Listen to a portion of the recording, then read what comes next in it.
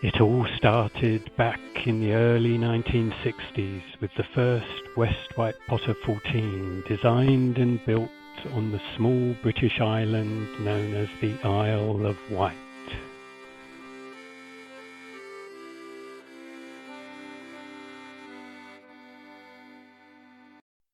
The first West Wight Potter 14 was designed and built in 1960 by Stanley Smith of the Isle of Wight for a planned transatlantic crossing. Smith and his brother had previously made a crossing in a larger vessel, and Stanley intended his design for a personal, single-handed attempt. As the story goes, on his first sea trial, there was such a demand for Smith's new design that he gave up on his transatlantic plans and became a boat builder, eventually producing more than 150 copies of his little yacht. Smith did eventually sail one of his designs from the Isle of Wight to Sweden, but he never did make his planned Atlantic crossing.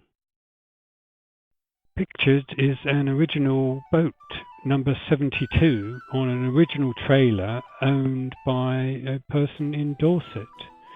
You can see the hard chine and the curiously set forward end of the cabin, designed to keep water away from the cockpit. Noticeable too is the sinusoidal curve of the gunwale. This helps the hull deal with following seas. Dimensions were about 14 feet overall, with a draft of only a few inches. This hull has the original feature of a lift-off cabin top, giving the benefit of an open boat. HMS Marine, owned by Herb Stewart, bought the US rights to produce the West Wight Potter from Stanley Smith. Herb started building the Potter 14s in the early 60s or late 50s. In 1970 or 71, he designed and started building the HMS 18. In 1975, the price of resin went through the roof, and they stopped building the HMS 18s. The demand for them wasn't as strong as the P14s, and there wasn't as much profit in them.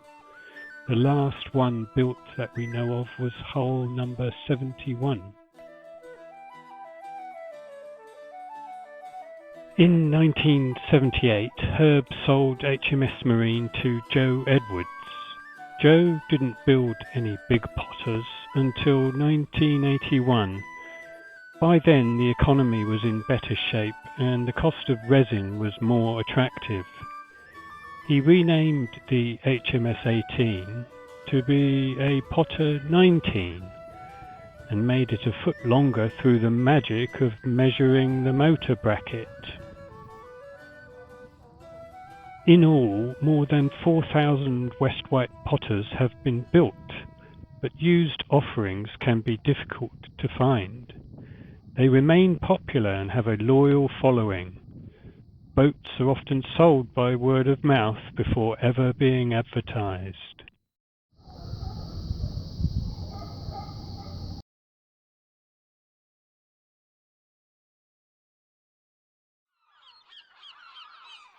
The first P14 was built in 1960 on the Isle of Wight, based on the two features of being able to tow with a Morris Minor and to launch from a beach. Having a shallow draft of only a few inches, she was perfect for gunk holing and messing about on the Solent in general. Stanley's two-berth Gunter rig boat was made from marine ply and was an instant hit in the British Isles. The original Potters were 14 feet length overall, had a beam of 5 feet and 3 inches, and weighed 540 pounds. Stanley said of her, "The high shoulders forward give the boat those few important inches of freeboard, and just where they are needed to discourage the bow wave from getting carried up by the wind. The lower freeboard in the waist is where the natural form of the surface of the sea dips down when the boat is moving, and a green sea seldom finds its way on board here. The kick up towards the transom, it is very reassuring when contending with awkward following seas. As you would expect, the cabin accommodations of a boat this size are somewhat restricted. There is no galley, but there are 2 6'6" berths, and 2 adults can sleep in reasonable comfort. The cabin's sole to deckhead height at the aft end of the cabin is slightly less than 4 feet, and there is sitting headroom in the bunks. Over the years, the design has gone through some iteration. There have been several modifications of the deck and cabin configurations, but these have been subtle, with the most noticeable being a change in the height of the cockpit coaming in the early 1970s. This A-type boat is the original plywood version. The B-type, the first UK fiberglass Potter 14, was built in the late 60s. Afterwards, there came the C-type, which was produced by different companies, including West Wight Laminates on the Isle of Wight. A D-type was manufactured, but details are scarce on what this actually was comprised. There is an AX model which apparently hails from Brazil and an E-type from England. The E-type is different in several respects to the original Potter, but has the general feel of the classic 60s version. This despite her GRP hull and her wooden cabin top treated with epoxy.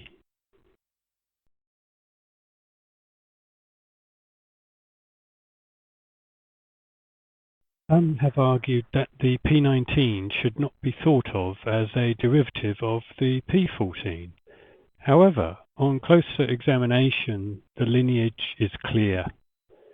The HMS-18 design clearly was inspired by the lines of the original P14, and Herb Stewart, the architect of the boat, was also the owner of HMS Marine at the time of its creation.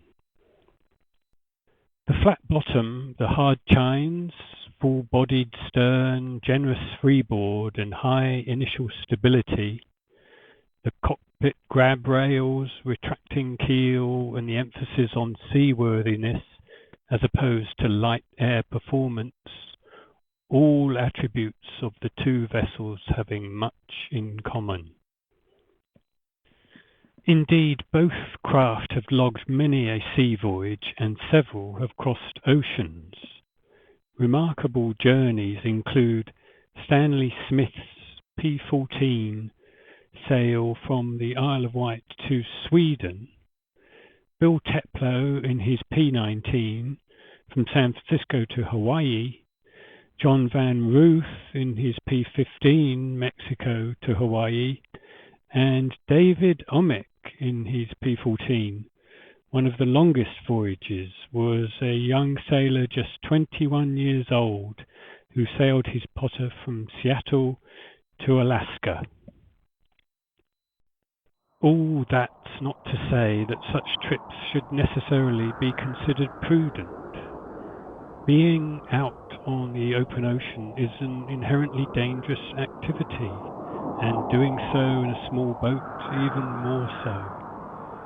It's vital that you have a suitable vessel that is well prepared and that you have adequate knowledge and preferably a good deal of prior experience.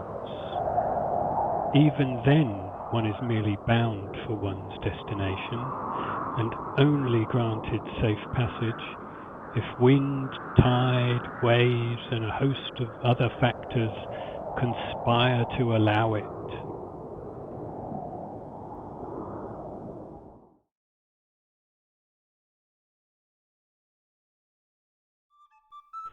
One of the most remarkable voyages was that of the P-19 named Chubby, which in 2002 sailed from Berkeley Marina in California out under the Golden Gate Bridge and on to Hawaii.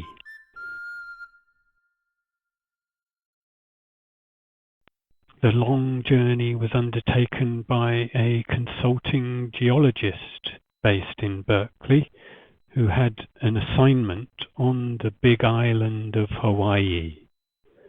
So this was a commute to work of sorts for the skipper, Bill Teplow. The actual distance sailed was 2,142 nautical miles, and the voyage took 24 days to complete.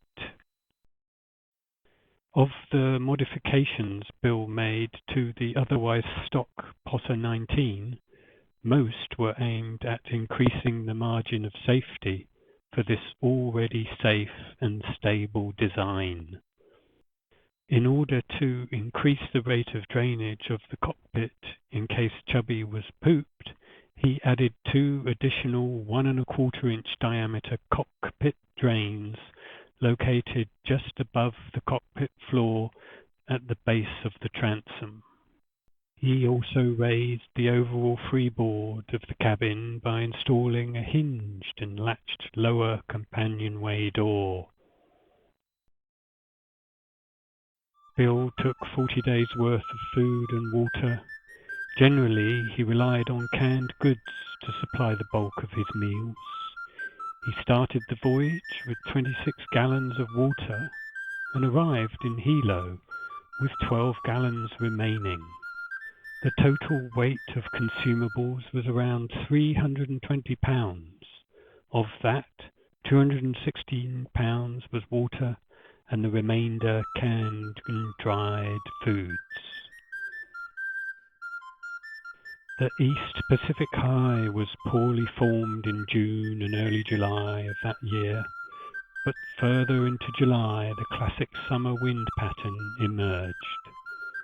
Based on the return of the normal winds, Bill chose the standard route, as described in Jimmy Cornell's World Cruising Routes.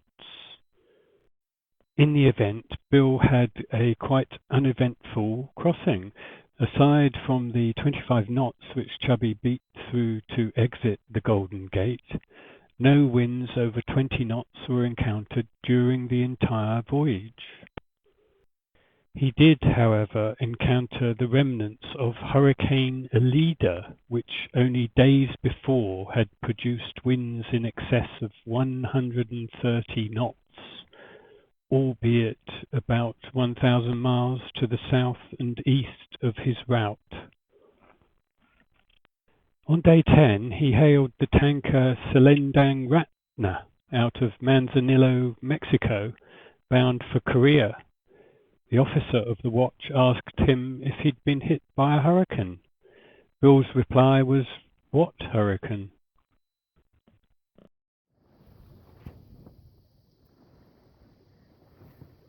Chubby ran 2 basic sail configurations for the downwind portions of the voyage.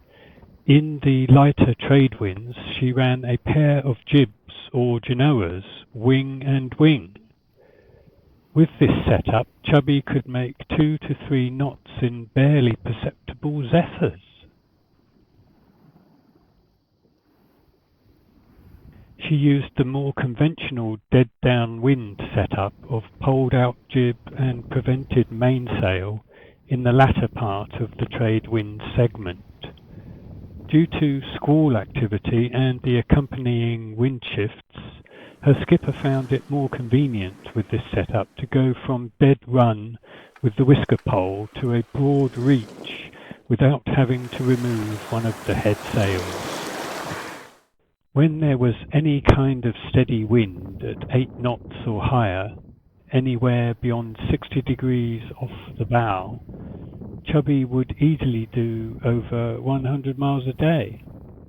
Her 2 best days were 139 and 122 nautical miles, and she ran off a total of 13 days of over 100 nautical miles out of the 24-day voyage.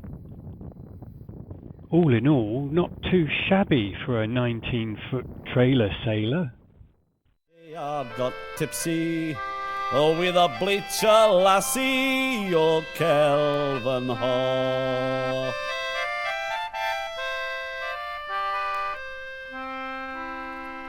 Oh lassie, lassie, will ye gan wi' me? I'll dress ye up in